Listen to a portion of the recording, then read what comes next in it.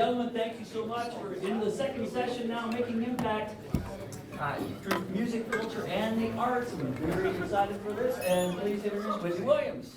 Thank Hi, you. everybody. Can you hear me? Does that work okay? Yeah. Well, hi, I'm Whitney. I'm moderating this panel. I'm excited to hear from everyone. We wanted to talk a little bit about sort of impact in the arts on community and all of our lives. We particularly want this to be as sort of user-friendly as possible, and particularly for the students. So we're going to talk for a half hour, maybe a little longer, and then want to open it up to questions, but also just feel free to jump in at any point if you don't want to hold it till later. So I'll introduce myself last, but I'm going to ask each one of the panelists just to say sort of a minute or two, really impressive backgrounds with this group, a minute or two about who they are and their Missoula connection, and if they have a University of Montana connection as well. So Alanya, I'm going to start with you. Hello there. I'm Alanya. I am a graduate of the University of Montana School of Journalism and have been with the Missoula Broadcasting Company for about 8 years now. I moved up from Los Angeles to go to college here. No particular reason other than just to get as far away. A great place, but just not for me. I'm the promotions and marketing director for our 4 locally owned and operated radio stations here in Missoula, all reaching a pretty vast, different demographic. I also host a radio show Monday through Friday, 10 to 2 on the Trail 1033, which has consistently been voted the #1 radio station in Missoula by the 2 publications, now 1. I'm a proud member of this community and love to be a part of it. And yeah. Hi, Nick Shikoda. I own Logjam Presents. We also own the Wilma, Top Hat, Kettle House Amphitheater, and we just took over the booking rights for the Ogren Park Baseball Stadium. My main connection to Montana is I married a Montanan, so about 10 years ago we moved to Montana, and this is a second career for me. Prior to entertainment and owning the restaurant Top Hat, I was a real estate developer. Pretty much throughout the country, built mostly medical office buildings around the United States. My background is principally business. I have an MBA from Vanderbilt University in finance, an undergrad accounting degree and finance degree from Bentley University in Boston. And I live in Missoula, and my main connection to the University of Montana is I've hired quite a few staff out of the university. Most of the entertainment management program has been our feeder for our Logjam operations staff. And we thank you. My background is that I did not go to the University of Montana. I went to Montana State University, keep it down, and I worked for a very respected corporate company out of Beverly Hills for quite some time, and then left to form my own marketing company. So we do marketing for tours, events, etc. And try to make 50% of what we do about doing good and pour that income back into some type of worthwhile venture, either into our community or the communities where we're touring. Hi, everybody. My name is Mike Garcia. I am a full-time professor at the University of Southern California. But in my previous life, I was a concert promoter for 30 years, building manager, managed the Los Angeles Memorial Coliseum, managed the Greek Theater in Los Angeles, oversaw a bunch of stuff for Live Nation in their world when they first started off, promoted shows in quite a few markets. But I really do now teaching, I really kind of found what I really like to do. And students are just, my goal is to try to get you jobs. I really just want to try to see you working. So hopefully I'll be able to answer any of those types of questions later on. Awesome. Great. So I'm Whitney Williams. I went to school here, graduated in '94. I had a political science major and a double minor in wilderness studies and Native American studies, and run now a consultancy that's based here in Missoula but works around the globe with philanthropists, some of whom are artists. And actually, as I was thinking about this last night, I realized that all of our clients right now are in the creative space. All our actors or artists or playwrights or something. We help people give back. In the previous panel, Tim was talking about some of the work with Pearl Jam that we got to do together. So, and I think the University of Montana for me was a really important place, and maybe we can talk about that later or after even the session about some of the things I learned here that I think helped me be successful. But I want to start, and we can go in any order, so you guys just jump in. The first question is, why do you believe arts and culture makes for a more vibrant and livable community? And this can be for those of you in Southern California or in California or wherever you're at, but specifically in Missoula, and maybe start with the one of the two of you. Just what do you think about that? Like, why does art and culture make sort of Missoula or communities vibrant? Just a few thoughts on that. Well, I think a lot of it has to do with the fact that we're all doing different things during our days, and when there's something going on in the evening, whether it's a concert, whether it's a brew fest, a fundraiser, it's time for people of all different backgrounds and jobs and demographics to come together and kind of just experience something together and have a lot of fun.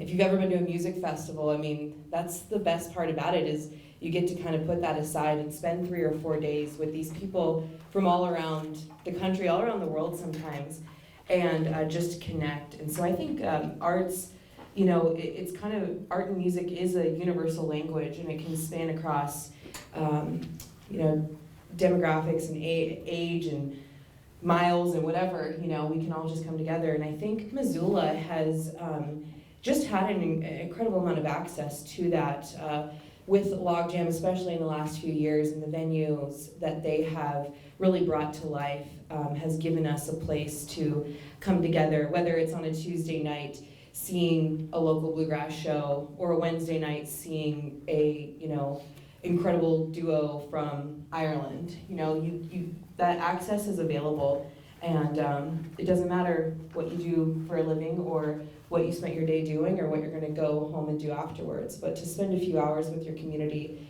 in an experience that is so full of life and creativity is pretty extraordinary, and Missoula is really lucky to have a lot of those opportunities. I'd agree with everything Alanya said. I would also say that I think arts is important to a community like Missoula, but in particular, as our community grows, we're definitely moving from a small town to kind of a mid-sized town or a mid-sized market.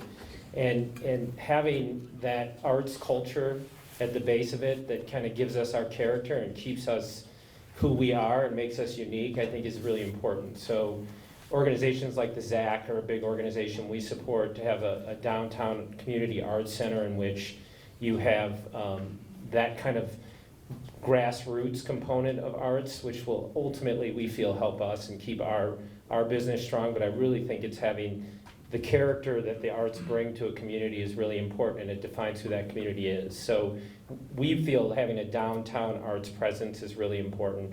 You have other communities like a Boulder or a Bend that have kind of grown really fast, and I don't know if they preserve that to the level that we think is important in the Missoula community. Can't really talk about Missoula, except we have a lot of artists that come here, but in the area where I live, which is the Phoenix Scottsdale area, we are working with Mesa Theater for the Arts to do a situation where several of the shows, we do 3 festivals a year, are free. Anybody can come. We worked real hard to underwrite the grants to give people the opportunity to meet, to see and work and have workshops with diverse music. We tie in with MIM, Music Instrument Museum, which we work very closely with. Just finished adopting a program where for every show that isn't quite sold out, 20 tickets go to school-age kids from 12 through 18 that wouldn't have the opportunity to see any of those diverse artists. So it's been really fun for that. Coming from Los Angeles, we're not boutique, but there are neighborhoods. There is a lot of art that comes from Los Angeles. Before I go any further though, I'm just really curious, for those of you in the audience, how many are right brain thinkers, creative here? You're at this conference because you want to expand your music. Okay, how many are here more because you want to get into the business of music? So it's pretty much 50-50. Great. I can tell you when I walk out of the doors at the UC Thornton building, I am totally a left brain thinker. Strategy, I mean, Excel is my instrument. That's it. I cannot play any guitar. I cannot play any sort of musical instrument. But when I walk out those doors and I hear a harpist, I hear a jazz guitarist, I hear something, and I'm just like, I am the luckiest person ever. Those people are taking their art and their craft to anywhere in Los Angeles to be heard. And it's always great that they find these little niches, and our community supports them as they get bigger and bigger. Yeah, eventually it becomes the behemoth. I would love for them to all be successful, but you know, LA is still LA. I do have hometown roots, not like Missoula, but I spent a long time in Lake Tahoe, and I can tell you it's a very small town, and it has its own little sort of uniqueness, and I see that every day, even in Los Angeles. Cool. So when I was getting ready for this panel, I asked our mayor, John Engen, for any reports that Missoula had done, which I thought was fascinating. And so in addition to all of the things that you all have said about the importance of arts and culture and community, the economic impact of arts and culture and community is very real, and I think important to understand. And there were a couple of statistics that I thought were fascinating. There's this Arts and Economic Prosperity study that I think is done every few years for the city of Missoula. So some of the evidence about arts and culture, just in terms of the left brain, to your point, over 2,000 jobs. And this is the nonprofit arts and culture sector in Missoula. So over 2,000, just nearly 2,000 jobs. $33 million in event-related spending in the city alone in a year. $39 million in household income comes from arts and culture spending, and $4 million in local and state taxes. So I think, you know, for those, both I think the left brain, but also the sort of argument about sort of arts and culture and the importance of it in community, it goes across so many different vectors, and first and foremost, I think, are all the types of things you're talking about in terms of community and beauty and the way in which arts and culture make us, you know, think and behave and be maybe better citizens or people, but also has a big impact on sort of jobs, as Nick and others have pointed out.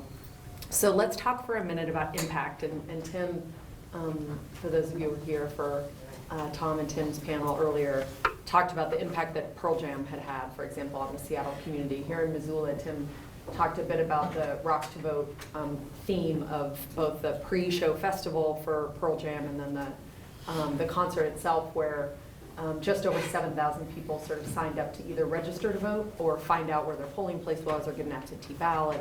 So the activism around that was really important in driving people in some way, giving them some information and then encouraging them, which the band and the guys have been doing, you know, week after week, and will continue to up through Election Day. But there's so many ways to make impact, and I think each of these individuals certainly has in a variety of ways. And I'd love to have you talk about just some examples of how you think about impact, how you engage in community.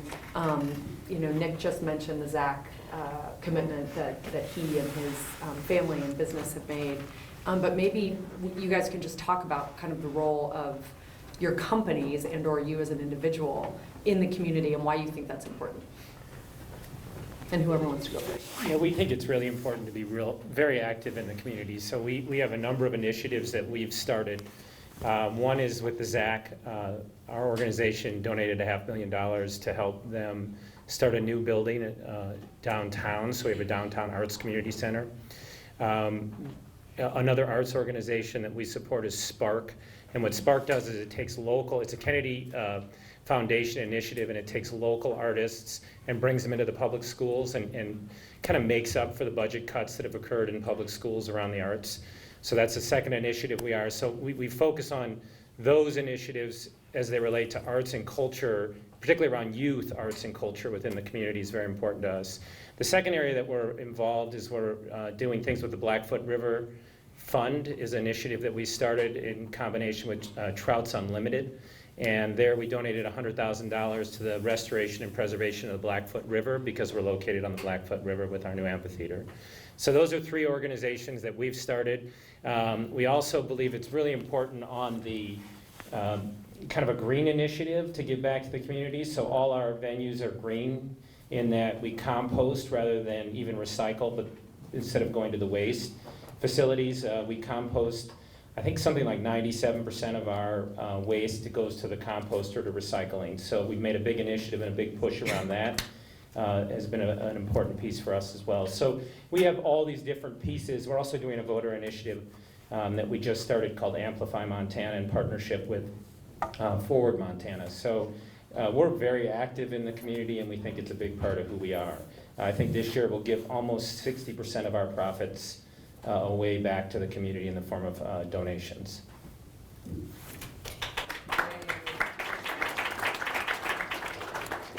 And I have kind of two answers. I guess first, as a concert goer and someone who travels all around the country to see as much music as I can, I really try to pay attention to who's there, who's a part of these concerts and festivals, because they often have some really great ways of giving back to their own communities.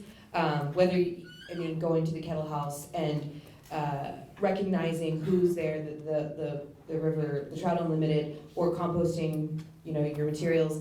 I've been to concerts where you bring 5 cans of food and you get a really awesome screen printed poster. There is so many wonderful ways that music is connecting people with communities, and so I really encourage you, when you're at a festival or concert, go see who's around, who's setting up their tables there, go talk to them, go find out what they do, because most likely they have some really positive ways that you can be a part of the community, whether you're just visiting for an evening to see a show or you live there. So definitely encourage you to do that. And then as far as the radio station goes, I hear from nonprofits at least 20 times a week asking how I can help them with everything from a softball game to a, they're having a peace party for the, Jeanette Rankin Peace Center tomorrow, the fairground. I'm constantly working with nonprofits to figure out how to get their message out there. And I will be honest, sometimes I can't help everybody, and I have to be honest about that. I don't want to overpromise something and underdeliver. So I am constantly coming up with strategies to make people's messages heard and make it count to the people that can make a difference. So we donate probably close to $1 million a year of our airtime to nonprofits and to these initiatives for making the world a better place. And we do that whether it's in PSAs, whether it's sponsoring events, or having on-air interviews. I'm not a fan of, I'm just gonna put your logo on the bottom of a poster and then you're our sponsor. I really like to create partnerships with people and relationships and put my faith and trust and airtime into causes I believe in, so that hoping that when they start to change the world, that they remember who was there and that we are a part of that as well. And so building those relationships is incredibly important. We do it from a different perspective. We work with our national tours. I sit on the board to St. Jude, have been there for too many years to tell you. We work with national initiatives to raise money for St. Jude Children's Hospital. We brought the Up Until Dawn program here to the University of Montana, which was exciting. We do a singer-songwriters night in Seattle that we're really proud of, to incorporate local and national singer-songwriters to benefit them. But I think going to what you're doing, Nick, starting 4 years ago, I called you two and said, I've watched you waste food every single night, and I want to help recycle that and repurpose it. So without going into any depth about how we do it, we're now doing the Shawn Mendes tour, the Fleetwood Mac tour, the Zac Brown tour. We'll be doing the Eric Church tour nationwide to repurpose their leftover catering in every market to the homeless vets, and working closely with Salvation Army. Also, one of our clients is father-in-law is a survivor of a clinical trial of the Leukemia Lymphoma Society, and for the past 4 years, even with Live Nation, we've been able to attach a $1 ticket surcharge and have raised about $2.5 for Leukemia Lymphoma Society. Goes back into that individual city so that it benefits their program. Those are just a few of the things, but we do try. Every tour we're attached with, we do something, and if we're not allowed to do it, to the detriment of our financial bottom line, we withdraw from the tour or from that artist. I'm definitely humbled by everything that everybody does here. I think what I try to do is start when you're a student. And in one of the classes that I teach, it's the Intro to Live, and the students get in groups of 5 persons, and they have to throw a show. They have to bootstrap the whole thing, you give them no money, and they have to have a charity to donate a certain percentage of their profit to if they profit. And I tell the students, there's about 12 groups per semester, I tell them that if they do hit profit, that my wife and I will donate $50 to whatever their charities are. Just this past week, there was a donation of $500 or $600 to Planned Parenthood. Then there's another one for Kidney Foundation that's coming up. And so it really starts small. And then also, we do a lot of work in the urban community around the University of Southern California. So the education component of our university is out teaching piano, teaching just to those schools that have lost that programming, and they put on some shows, and I convinced our department to allow some of our students to become and act as production managers to go out into those communities to be able to make it so that if that show comes in, that they can kind of make it easier on the actual faculty or students that are donating their time. God, what a great thing. Amazing. I want to do that. So one thing I'm reminded of, we at my firm have an opportunity to work with Lin-Manuel Miranda, who created Hamilton, among other things, in the Heights, and beautiful playwright and now actor.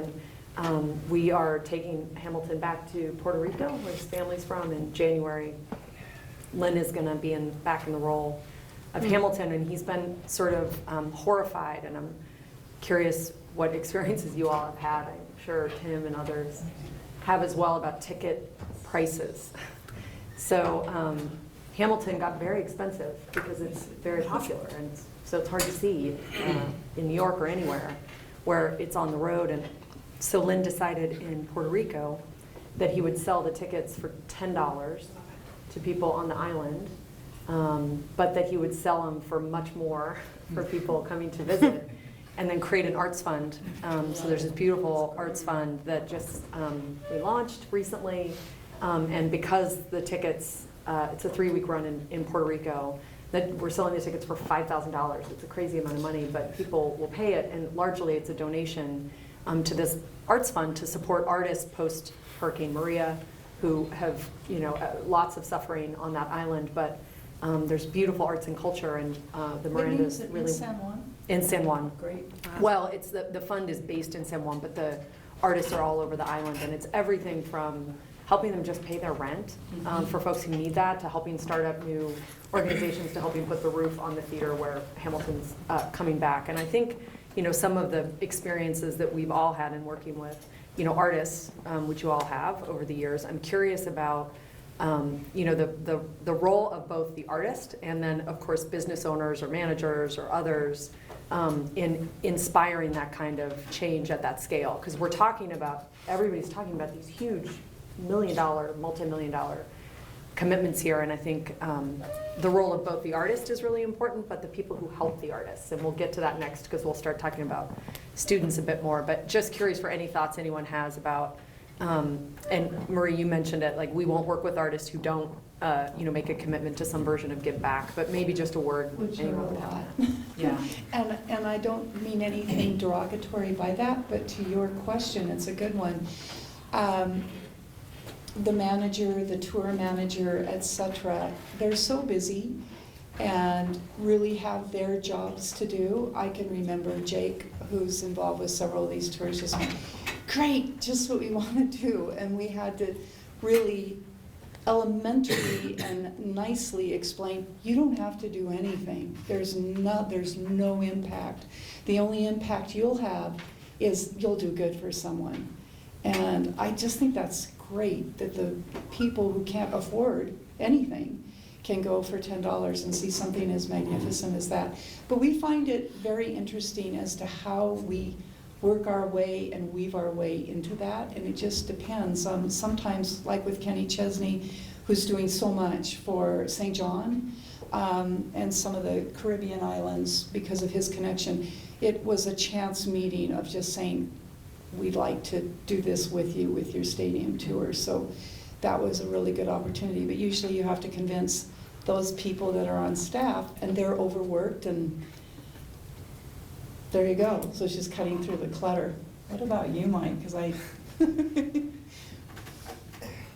managed the Greek Theater for a dozen years, and I can tell you that when any sort of tragedy occurred, I'd get the first phone call, we want to throw this benefit. Will you donate the theater? Well, donating the theater is not quite as simple as just donating the theater. I mean, I can give it to you rent-free. However, the union's probably still going to need to be paid, and the act coming in probably has some labor that's going to need to be paid. So it's a very long conversation to try to educate folks to make it work.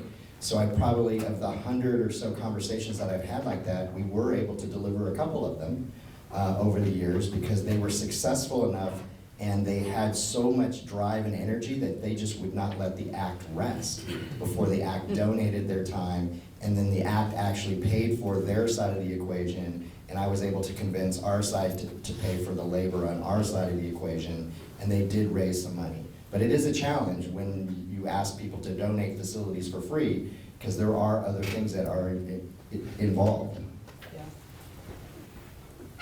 Yeah, I would agree. It's very difficult to get artists that are national touring artists at our level, at the venue level, when they enter the Missoula market to do something different than they're doing around the tour. But for us personally, we can also donate the room a lot, and we do in this community. And we do have worked with local artists to raise funds for different causes. And then we can, fortunately for us, we don't have the union issues that maybe some other larger markets have. But we've donated it to places like Home Resource. Sentinel High School does their prom there. We donate that. Hellgate.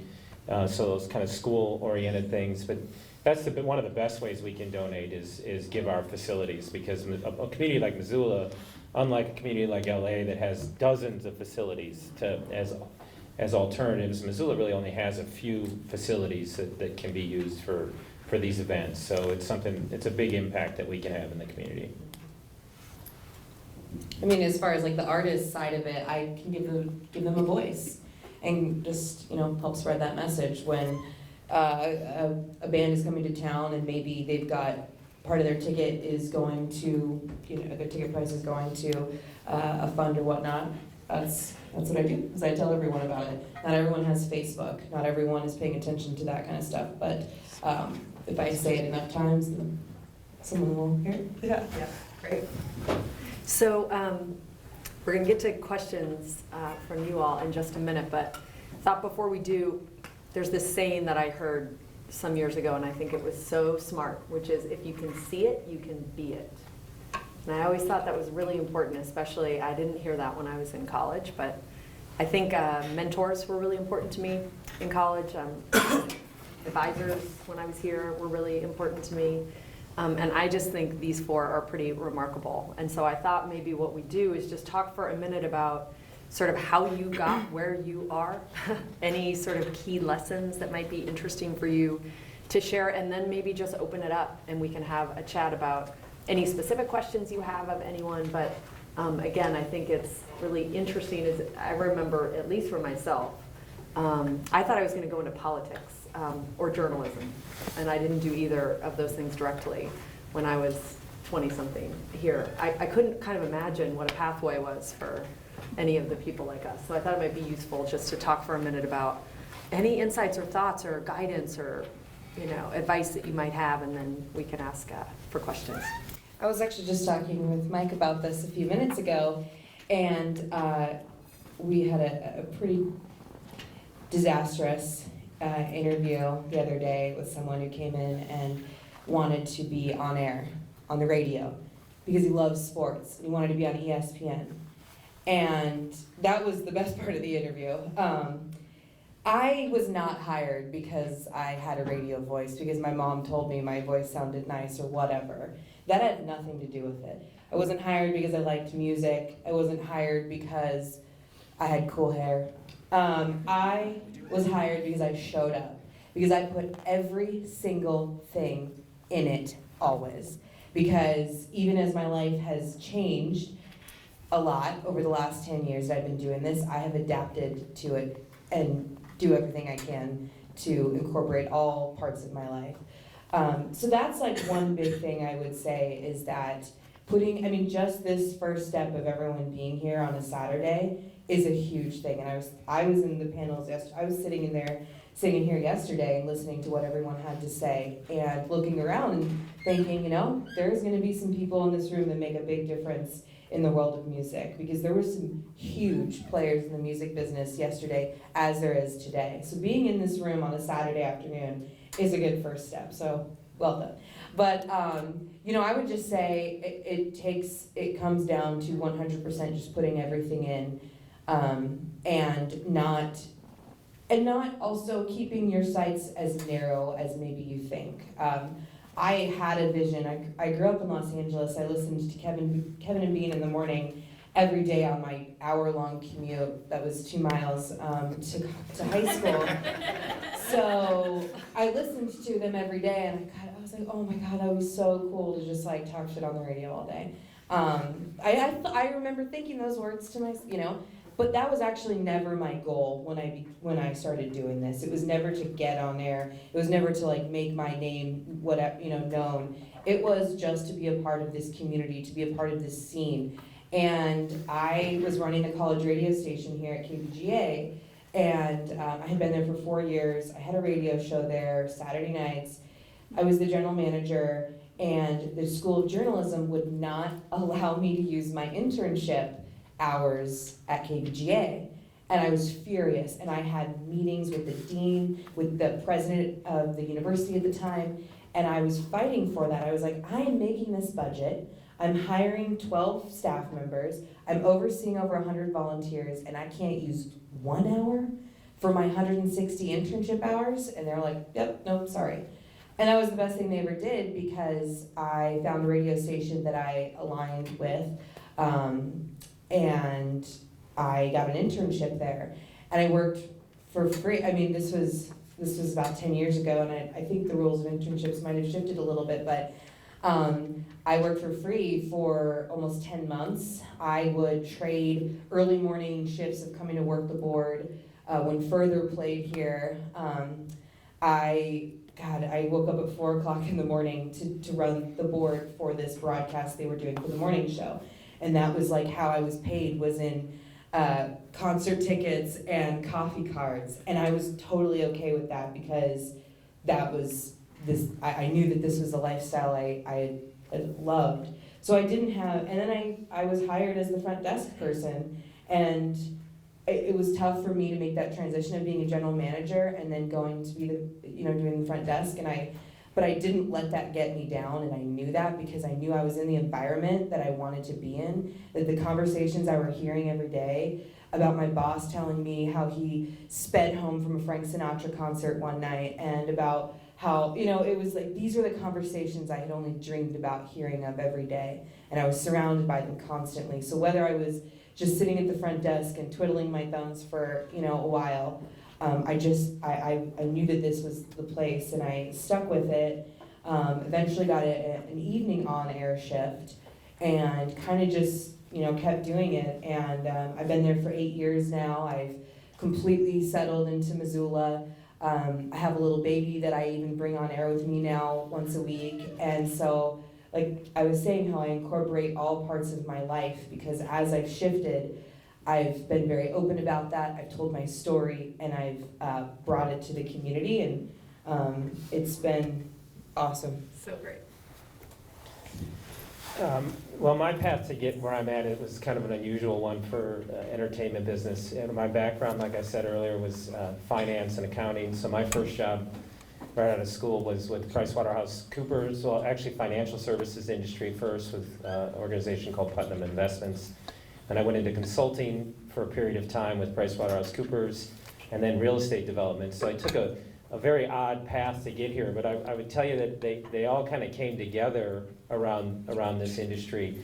One of the things that's interesting about the entertainment industry, at least from our perspective, is it's very heavy real estate. So if you look at when we bought the Top Hat, we shut it down, redid it, remodeled it. We bought the Wilma, we shut it down, remodeled it. We built a ground-up venue at the Kettle House Amphitheater. So all three of those venues, my real estate background was probably the most important piece of it, even more than not having the entertainment background. A lot of times I actually feel that my lack of entertainment background or my lack of restaurant industry background when I took over the Top Hat was a benefit, not a curse. I think bringing an outside perspective is probably the most valuable thing you can do in an industry. I think the industries often people in industries get bogged down in this is how you're supposed to do it. And a lot of times it's actually good to come in with I don't do it like everyone else has done it kind of mentality. And I think bringing that perspective is really valuable. Also to echo Alania's comments, hard work. For me, my staff, they probably, probably a little hesitation from them on this, but we ask people to work hard. I mean, we ask people to put in a lot of hours. I put in a lot of hours. I expect people to do whatever it takes to get the job done. I don't care if you're the top person in the department, if the restaurant's slammed and you need to go downstairs and help bus a table, go downstairs and help bus a table. We're all in this together and everybody does whatever it takes to make the product and the customer experience great. And if everybody has that mission in mind, then we'll be successful as a company. So I reward people that work really hard. I reward people that will do whatever it takes for our organization to be successful. Those are kind of my two big criteria. Nothing's below anybody in our organization, and I think that's a big message. Man, amen to that. I don't even know where to go with that. I started with the programs board at MSU and then got to know Mike and Dave Snyder. We were all in school at the same time, did a lot of things together. Did an internship in LA, hated it, said don't want to do that, went on to get a grad degree, and became responsible for a programs board at Everett Community College, University of Washington. Several students went to work for a company called Concerts West Management 3. They basically said, come down and manage these people or work with us, which I did for a number of years, and was really very fortunate that as a female in that field got to have a lot of responsibility and have very good friends and relationships with that, and then eventually just wanted to hone in on giving back, doing good, doing marketing, and that's where we are today.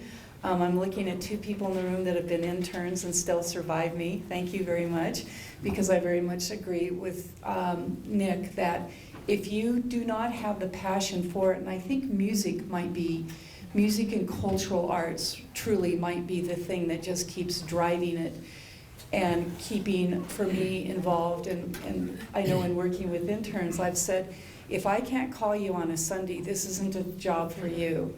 If you're not watching things, your Facebook, your emails, etc., and picking up on your cell on a Saturday or Sunday, I'm sorry, this is not for you. And that's really hard for people to do. It's a 7-day, I would say, right, Nick? 7-day, right, Mike? 7-day commitment. And if that is not for you, that is way cool. And let me know what you end up doing, because that might be what I'd like to do too. Yeah. So I think there just needs to be the passion and the commitment for what you want to do there, and a real understanding, reality check of what that means. And if you really want to know, you can ask Eric. He'll be happy to tell you. Jason too. I think you're seeing a theme. This is not an easy business to get a job in. And when you get one, you will work night and day. We work when everybody else works, and then we work when everybody else plays. That's what we do. So yes, getting an email at 1 in the morning on a Sunday when you're waking up, oh, I have to deal with that first thing. I do. So I started in the ambiance division at Bill Graham Presents, working for Bill Graham in San Francisco. There were 3 of us. I was 18 years old. I was definitely not the thinker, I was the doer. So I was told, dig this ditch or build this thing, and I went and did the best ditch or the best thing that I could build. So we were charged with building backstage environments for the Grateful Dead or for the Rolling Stones or things like that, which was a pretty cool gig at 18 years old. I loved it. And then they said to me, well, we really want you to come out and be a caretaker at this amphitheater that we're building. And I'm like, is that a step up or a step down? And meanwhile, I'm getting a college degree at this whole time, and I remember calling my parents, and I was going to this pretty predominant engineering school in California, on this track to become an electrical engineer, and I placed that dreaded call to my parents.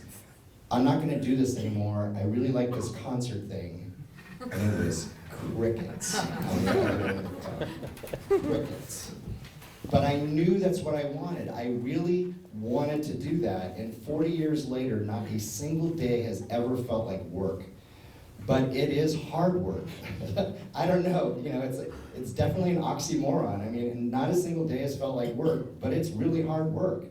So, I rode people's coattails. I found mentors. I still have mentors to this day. I mean, Mike McGinley sitting in the room, still one of my mentors that I can pick up the phone and call. I bring on mentees. If they really want my advice and opinion, I will give it to them. And I don't try to sugarcoat anything. This is a really hard business to get in, and it's even harder for you performers out there. But you just need to set realistic expectations if you're a performer. What do you want to do? Do you want to be in that top 5% flying around in G4s and doing all that? Then great, then you're going to be working even harder. Or are you okay with being able to purchase a 3-bedroom, 2-bath home and raise a family and still be a musician? It's doable. You can do that, but you have to set what those goals are. If you want to be on the industry side, just keep working, and the advice that I give every mentee or my students is never say no. If somebody asks you to do something, you say yes. The beautiful thing that you have that I didn't have growing up is that Google thing, right? The YouTube. You could, I don't know how to do it, so turn around, okay, this is how I do it, right? At least there's a million videos out there. When I was growing, I was like, yes, okay, now how do I just fake my way through this and make it? But that's my advice, never say no, and no matter what it is. I remember people saying, hey, will you haul these follow spotlights all the way down to Fresno, which is a 200-mile drive? And I'm like, I'll do it, yes, in the middle of the night. Because I wanted to be the person that they turn to. And make sure, if for those of you that do internships, you should be, whoever you're reporting to, at the end of your shift, you go to that person and you say, is there anything else I can do to help? And you hope that they say no, go home. But if they say yes, guess what? You go do it with a smile on your face. Could I take this to another level for these kids? And by the way, I did that G5 lifetime for 16 years, and trust me, there's a better life on the other side of that too, so that's that. Anyway, so over 7 years ago, I started CitizenNet. It was a digital Facebook marketing company.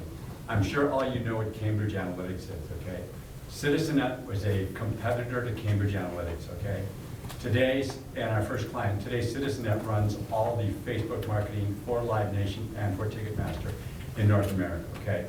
And this was a startup. It started with me and my engineering partner, and over 7 years, we onboarded about 90 college graduates, okay? And even to get in the room for a conversation, for a job, okay, you had to have probably plus a 3.8 grade point average, okay? We looked at all the classes you take. I mean, you weren't some deadbeat through college, right? When we sold that company to Condé Nast last year, there were 7 of those kids left, okay? Most of them didn't make it 30 days or 6 weeks, okay? And a startup like that, okay, and Nick, you've started your own business, and it's your money, okay? So you understand what it's like to manage your money. This was my money, okay? And a startup like that, there's no layers of management, okay, to carry people that can't figure it out right away, okay? Yeah. If you can't perform in 6 weeks, okay, you're gone. And it's not emotional, it's not whatever, but we gotta get somebody here that can think. So not only hard work is important, okay, you have to be able to think and solve problems on your own. Nick, with your employees, if you have to go around and follow them around, you can make a mistake once, okay? I expect you to make a lot of mistakes, because if you're not making mistakes, you're not pushing the edge, okay? But if you make the same mistake twice, you're probably done, okay? And that's really, really important, is you have to think and solve problems, okay? And one of the things that we found in today's environment, whether it's Google or computers or whatever, most kids, most college graduates, okay, can't really think and solve problems. And you know, I'm in LA, my son goes to a private school, you know, they've got all these honors classes, okay, and we've hired all these kids out of these great schools. Our best employee, by a factor of 2, and we would have not sold the company without her, Hadley Van Diver, went to high school in Big Fork, Montana, where they don't have honors anything, okay? But she knew how to work, she knew how to think, she knew how to ask questions, and she never made the same mistake twice. That is really, really important for your first job.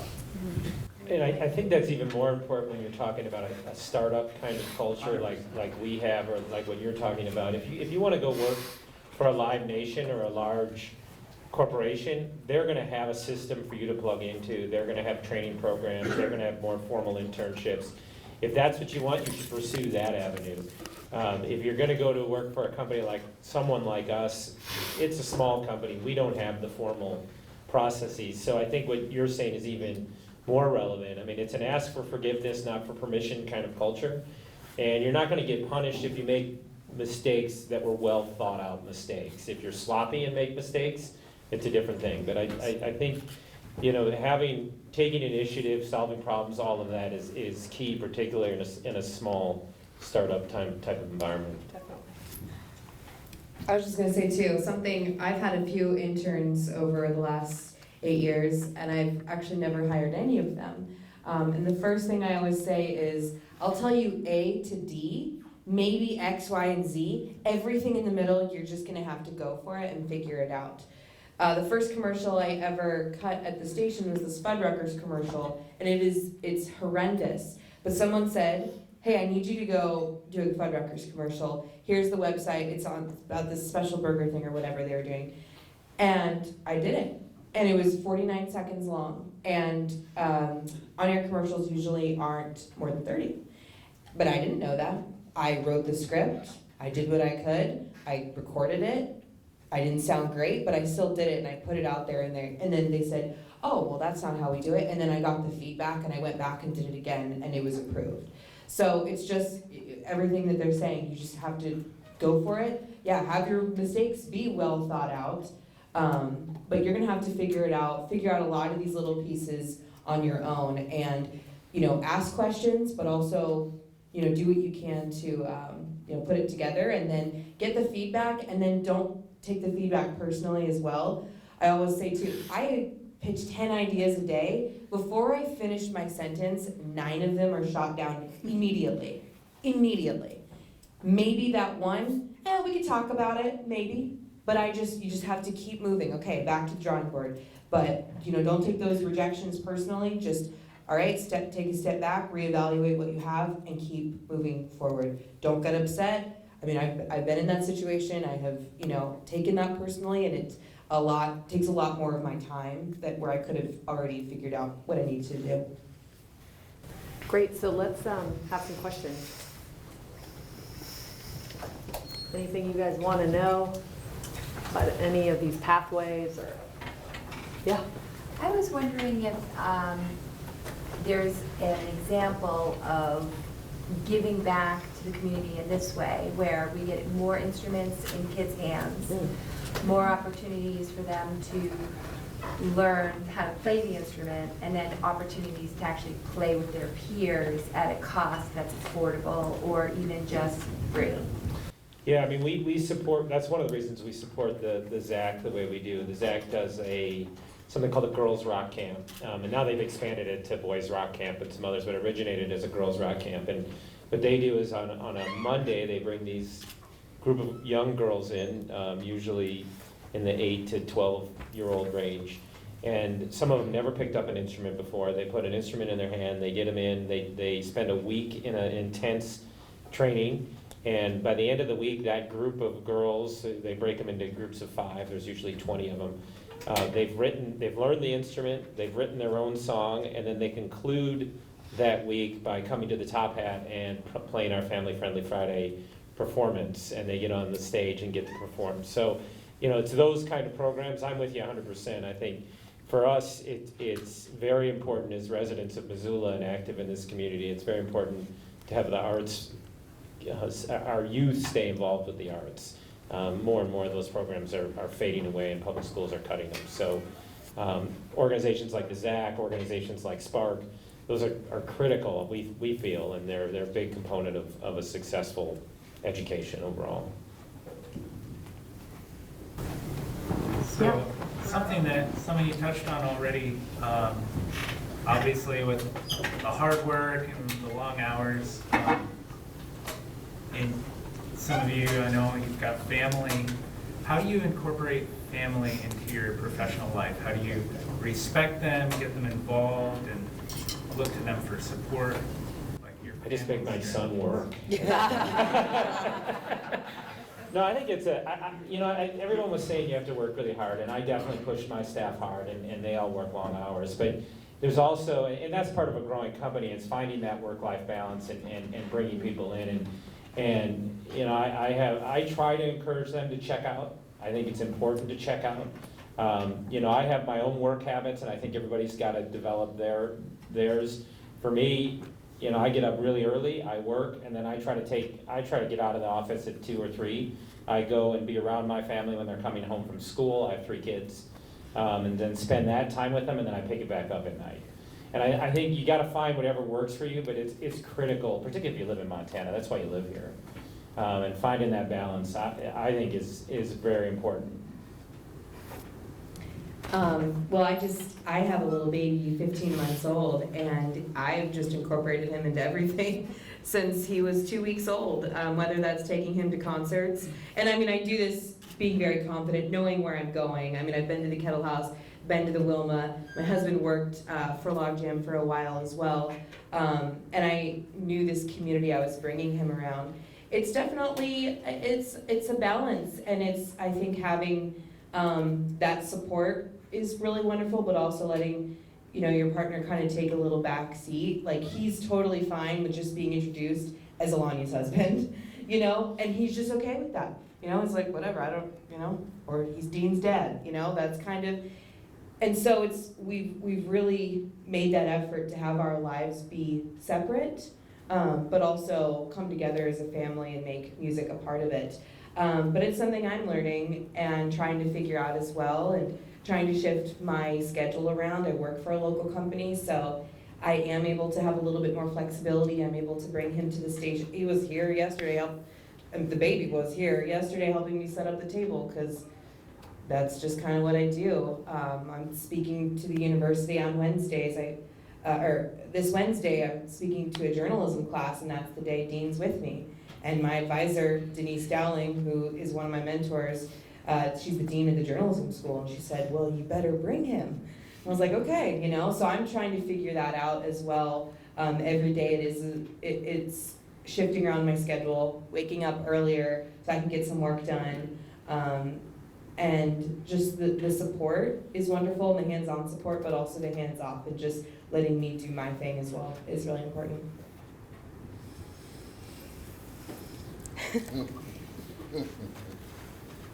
I want to, go ahead. I think you just have to have a really good team at home. We just agreed when I got married that I helped put my wife through law school, so that was that term. Then when she started to become more secure at her job, I worked harder at my job, and we incorporated our children as often as we could. And there's stories at the Greek where my daughters, there's all kinds of great stories. And I took my 8-year-old because I had to cover a show at a Camp Flog Gnaw show, which was nothing but Tyler the Creator and Chance the Rapper, and I felt like I was going to get turned in by Child Protective Services. She was like an 8-year-old, so I'm like, earmuffs, right? So, but it was a really great team, and if you have a good team at home, I think it helps.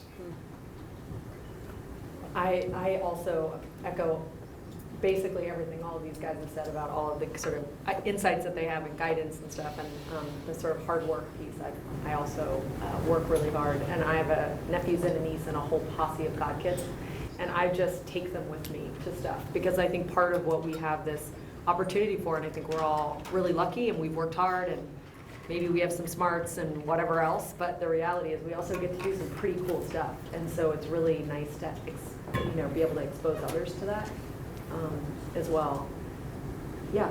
From like a management or promoter aspect, if you could do it all again differently, what would you do? Would you follow the same path? What have you learned? Well, we're still learning, so we're only 5 years in. Logjam's only 2 years old, so what would we do differently? I think we're lucky, and we're in Montana and we're in Missoula, and we have, we don't have a ton of competition going on in this market right now, so it has a little bit of freedom to make mistakes, and we've made some for sure.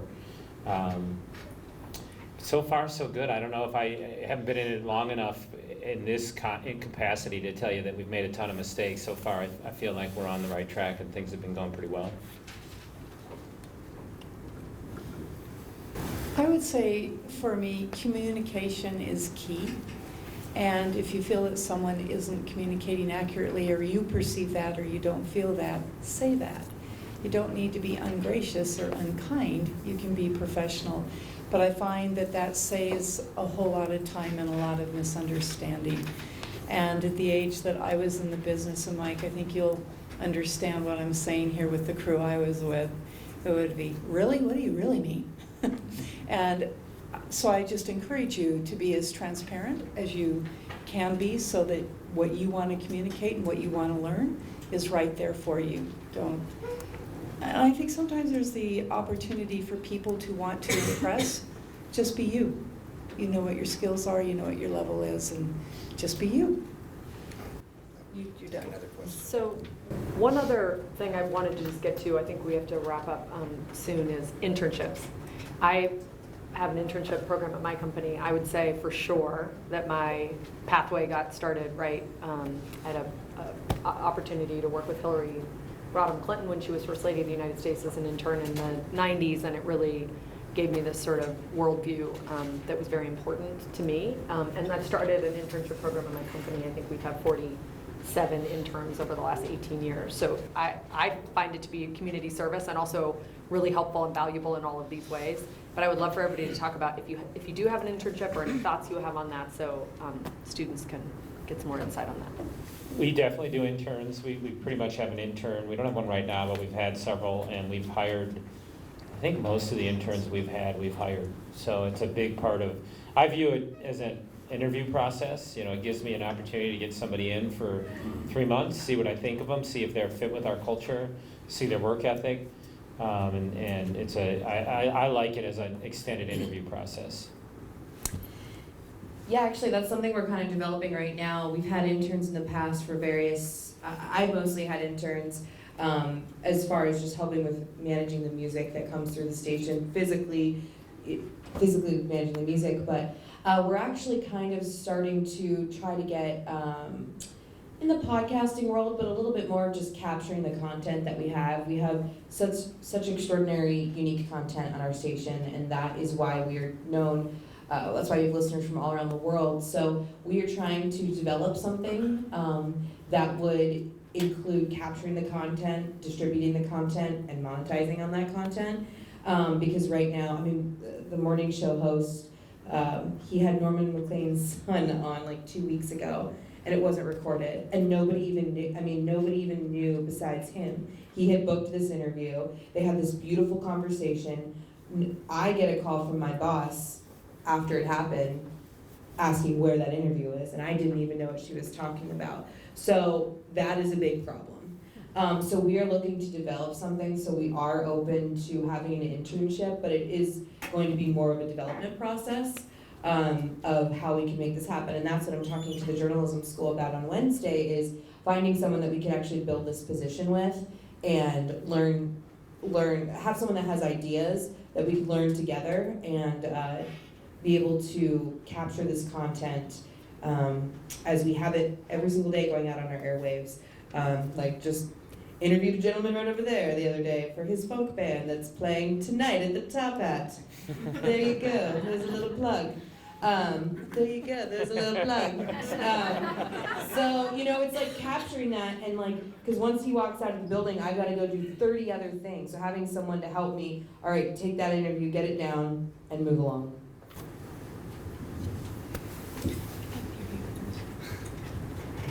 Well, I don't know if it's a California thing or not, but it started with the studios in LA, so we have really strict rules on internships. So we have to be careful on how many free hours they work versus are they getting credit, so there's a lot of hurdles that you have to go through. I know we have to wrap up here, so can I just see a show of hands for the songwriters in the room? Great. For those of you that aren't songwriters, keep your hands up real quick. Everybody look around, and when you see these songwriters, give them a really big hug, because without them, none of this would occur. Absolutely none of this. So.